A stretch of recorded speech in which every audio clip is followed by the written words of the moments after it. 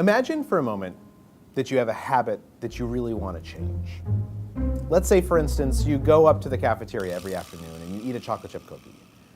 This habit has caused you to gain a little bit of weight. In fact, this habit has caused you to gain exactly 8 pounds, and your wife has started making some pointed comments. And when I say you, what I really mean is me, because this is a habit that I had that I just couldn't kick. To understand why that habit was so powerful and what it would take to change it, I had to learn how habits work. Every habit functions the same way. At first, there's a cue, some type of trigger that makes the behavior unfold automatically. Studies tell us that a cue can be a location, a time of day, a certain emotional state, other people, or just a pattern of behaviors that consistently triggers a certain routine. To figure out the cue for my craving, I spent a few days tracking exactly when the urge to eat a cookie hit. And what I noticed pretty soon was something interesting. The cookie craving always hit about between 3 o'clock and 3:30 in the afternoon. That was my cue. It was a certain time of day. The next part in the habit loop is the routine, the behavior itself. And for me, that was pretty easy to figure out. Every day between 3 and 3:30, I'd get this craving for a cookie. I'd get up out of my chair. I'd walk over to the elevator. I'd take the elevator up to the 14th floor. I'd get out. I'd buy a cookie, and then I would eat it while talking to my colleagues in the cafeteria. The last part of the habit loop is the reward. And in some respects, the reward is the most important part because that's why habits exist, so that we can get the rewards that we want. But figuring out a reward is kind of tricky. To figure out what reward was driving my habit, I did a little bit of an experiment. One day when the cookie urge struck, instead of going up to the cafeteria, I went outside and I took a walk around the block. Then the next day, I went up to the cafeteria, but instead of buying a cookie, I got a candy bar and then ate it at my desk. And then the day after that, I went up to the cafeteria again, but I didn't buy anything. Instead, I just talked to friends for about 10 minutes. You get the idea. What I was trying to do was test different hypotheses to figure out what reward I was actually craving. And what I figured out pretty quickly was it had nothing to do with cookies. It had to do with socializing. Nowadays what happens is at about 3:30 in the afternoon, I absentmindedly stand up, I look around the office, I see a friend, I'll walk over and we'll gossip for 10 minutes and then I'll go back to my desk. The urge to go get a cookie has completely disappeared. The new behavior has become a habit, and I've lost about 12 pounds as a result. Studies have shown that if you can diagnose your habits, you can change them in whichever way you want. So what are the cues, routines, and rewards in your life? What habit do you want to change?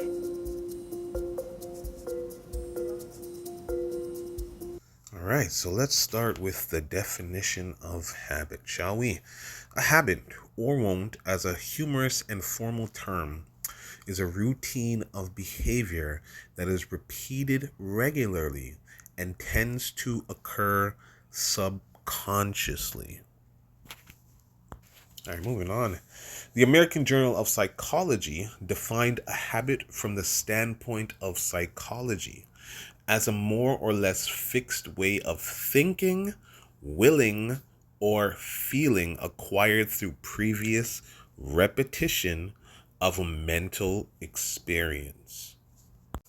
Habitual behavior often goes unnoticed in persons exhibiting it because a person does not need to engage in self-analysis when undertaking routine tasks. Habits are sometimes compulsory. A 2002 daily experience study by habit researcher Wendy Wood and her colleagues found that approximately 43% of daily behaviors are performed out of habit. New behaviors can become automatic through the process of habit formation. So we are going to discuss the process. This is the habit process: the cue, the routine, and the reward. As discussed, it is in the subconscious mind. Your habit, which makes up 43%. Now, they only did study which was just one study talking about 43%. But in some cases, it goes as high as from 43 to 90% of people's daily routine and activities involve just doing habits. So your life is basically predicated off of cues, routines, and rewards. This is what I need you to understand about habits. The difference between people who are successful and people who are not successful are the habits that they work on a day-to-day basis. So if your habits do not involve developing or strengthening or getting better, then you are not doing what is needed for you to become a successful person. But if your cues are reading, exercising, learning, motivating, and doing the things that are positive that you will need, then success is around the corner. The first we're going to start with is cues. Now, when it comes to a cue, what we need to understand and what we need to realize is that it's going to take a form of self-awareness in order for you to accomplish making or breaking habits. All right? So before we can address cues, before we could even address making a habit, we need to have self-awareness. So the first thing you are going to have to do is actually have a daily journal. A journal that will consist of the things that you do within a 24-hour basis. This is how you're going to understand your cues. This is how you're going to know what you do and how you do it over and over again on a 24-hour basis. So you need the self-awareness and you need to address what you do. So you need to get a piece of paper, write down 24 hours. Okay, make a little timeline, make a graph, 24 hours, and in those 24 hours, write down what is you do within those 24 hours. All right, now once we have the graph, we have the hours on what we do on a 24-hour basis. Then I want you to extend the graph to a weekly basis, because this is where we're going to have to pick up on the routine. All right.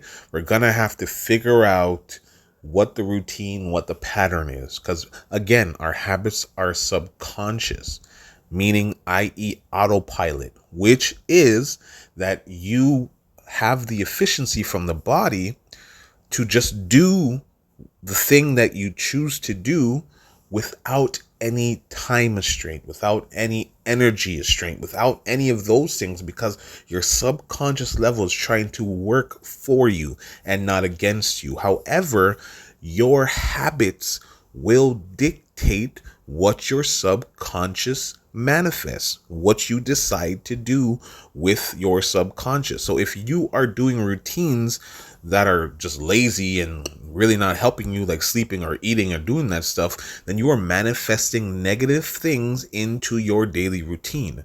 So what you need to do is figure out your routine so we can have the ability and the access to change it. And then once we have that, now we could start moving on to the reward. Now, he states reward. I kind of like to say results as well too. You kind of go with the same thing. But what you need to now finally realize, when you have the chart done, when you have things complete, when you have what you see on a day-to-day basis, what you do on an hour-to-hour basis, you now have figured out everything and you can see it on a chart. You now have to realize why. And that's the biggest self-awareness question. This might take you a while. This might take you a month. This might take you a week.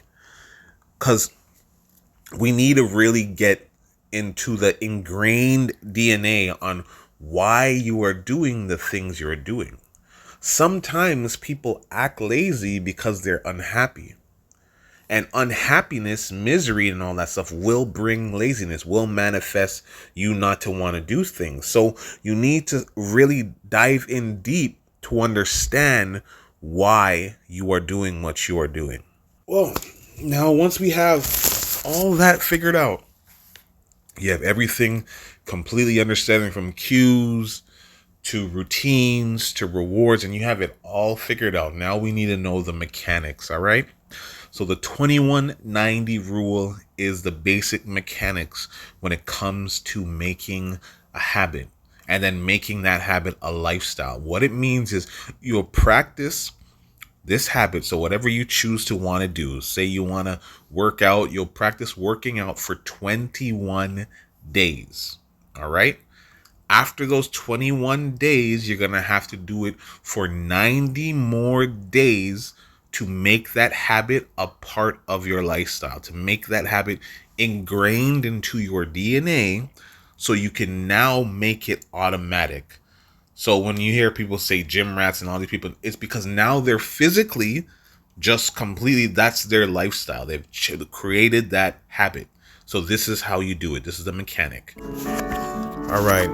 And now the reason why you guys paid the money, because I could easily have just given you guys some Google things to search and all these engines and make you realize that, okay, yeah, mentally it's all subconscious and conscious, but it's a little more in depth than that and a little more simpler than that. The things that you don't really know that is probably hindering you from creating the habits that you've always wanted to create is the fact that you are not spiritually healthy. Yes, you heard me. You are not spiritually healthy. See, the spirit is you, the essence of you. We are a spirit. So we are called human beings. The human is the flesh part. The being is the being. So always existing, guys. Here is a diagram of what I'm explaining in more detail. Now, as you could see, the mind is at the top. All right.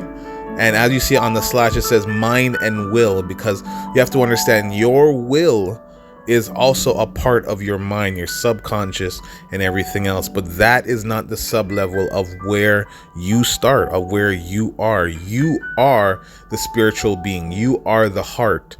That heart right there is where your spirit lies, where your passion is, where your purpose is. That is where your vibrations are. Now you have to understand that the universe could only speak through vibrations. Okay, you need to understand that. So therefore, the reason why habits and everything seems so hard for you is because you are walking by the flesh, by the particle. You are living your life by the body. Now, the body should not be leading your life. And when I say body, I mean the feelings. I want to feel this way. Oh, I need to feel that way. Oh, I need to feel this way. That should not be your main objective. The priority is this. All right? At the bottom, where your base, where your foundation is the heart. The heart is where the spirit is. That is where you are. That is the essence of you, the being. Okay, so I need you guys to understand that. On the level after that is the brain, is the mentality, the mental acuity, the operating system, how we program, how we have programs. Like you said, habits are programs, operating systems that function at the most efficient level possible. And then the last level is the flesh, the manifestation, the physical world, the physical realm that we are in. The problem with a lot of you guys not accomplishing your task is you are not focusing on the heart, the spirit, the being, the person who is you, the person who always existed before you lived this fleshly life. All right, so you need to understand that when it comes to making habits, It stems from the heart. You need to be positive. You need to be happy. You need to be in a state of love in order for you to have positive habits. And that's it, guys.